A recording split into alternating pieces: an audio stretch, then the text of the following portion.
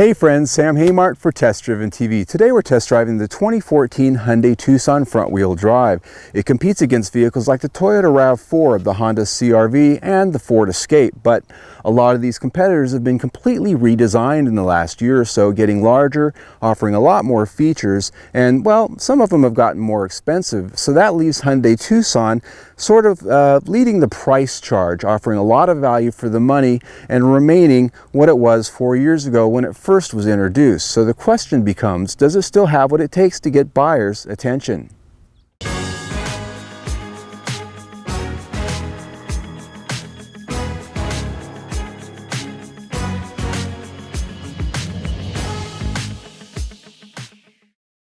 The Tucson is Hyundai's smallest SUV in North America, first introduced in its current generation as the 2010 model. Thus, its styling is the oldest in the Hyundai showroom, not fully embracing the company's freshest fluid sculpture themes other models have. Luckily, it still remains smart in its appeal with clean and simple lines that give it a trim and athletic stance. I like that the lower body is still lined with black plastic trim, which makes for better long-term wear in rough country like here in the desert. While 17-inch alloys are standard on all Tucsons, our limited trim grade came with larger 18-inch wheels. It had HID headlamps and heated side mirrors as well, but doesn't offer a power liftgate. Heated and ventilated leather chairs headlined the interior experience, as did a large 7-inch touchscreen top-end audio and navigation system. Included was a rear-view camera and a power-opening panoramic sunroof, which many in its class don't offer at any price. The cockpit design is basic to function and doesn't offer up some of the outlandish styling flourishes found in the competition. Controls are laid out where they're easy to find and reach, the steering wheel offering up many of them at your fingertips.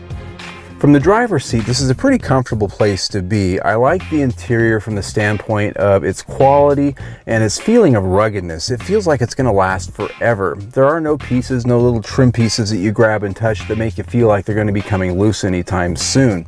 It is a bit simple in design, however. It's not as flashy as some of its competitors. As far as things that I might complain about, really the only one is this has a really finicky touchscreen infotainment system, always making you press the I agree button on it before it'll show you anything but the I agree button. And most automakers, after a few seconds, the thing just it gets over it. It lets you have your radio, but no, this one, you have to press that agree button every single time you get behind the wheel. The infotainment system, once past its legal disclaimer, was easy to use and learn. The menus and touchscreen controls are intuitive and respond well to your touch. It was also, for the most part, easy to see in most lighting conditions.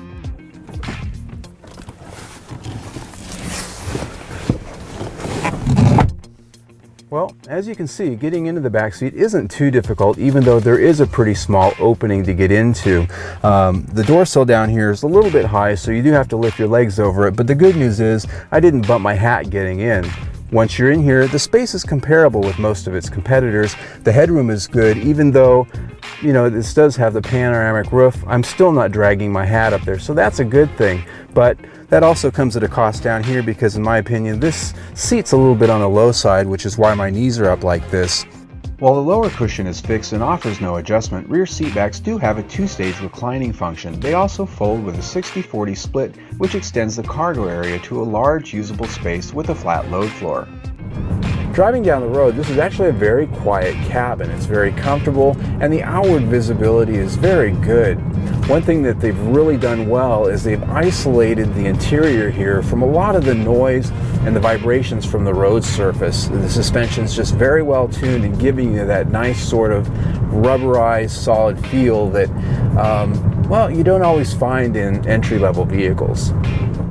The Tucson offers up a fully independent suspension with struts up front and a multi-link arrangement at the rear.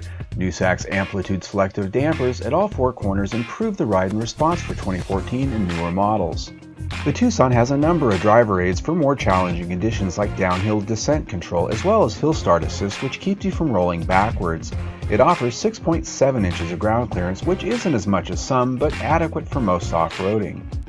Under the hood of our Tucson Limited is a new for 2014 2.4-liter GDI engine with 182 horsepower, paired with a standard 6-speed automatic transmission. It offers both an active eco mode for fuel savings and a manual shift capability for more fun. One of the things that surprises me is the power and the delivery of this engine. Paired with the 6-speed automatic transmission, it's actually a pretty willing partner when you ask for power. So you get an immediate downshift, and it just revs out and goes. Not too bad. The EPA rated our 2014 Tucson at 21 mpg city, 28 mpg highway, and 24 mpg combined. Our week with the Tucson netted us 24 mpg combined as promised. These numbers aren't class leading, but aren't bad either. One thing that strikes me every time I get into a new Hyundai lately is the fact that they've really done a great job of transforming their products into something that goes beyond the entry-level image that they used to have.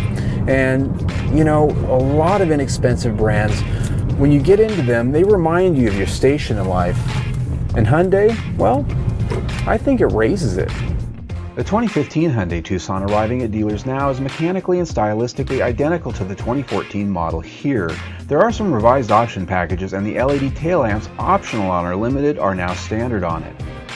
When you're the value brand, you've always got a challenge because people are not only measuring your product on its own merits, but they're comparing it to other products that tell people they're higher up the chain in image. So buyers are always sort of in that struggle of, well, do I take the value or do I spend a little bit more and get, you know, the higher end product? But the reality is Hyundai, while they've always been known as being the value brand, they do build higher end products, and they know how to build a high quality vehicle. In my opinion, that quality really has come down into their entry level products such as this.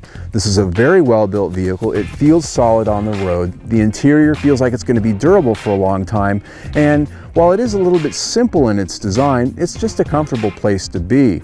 Now, some of its competitors in this class do offer some of the newer features that this doesn't, but on the other hand, this has features like this panoramic roof that some still don't offer. So it's still, in my opinion, a vehicle that buyers should look at. And this week we give it 4 out of 5 stars. I'm Sam Haymart for Test Driven TV. I hope you enjoyed the ride.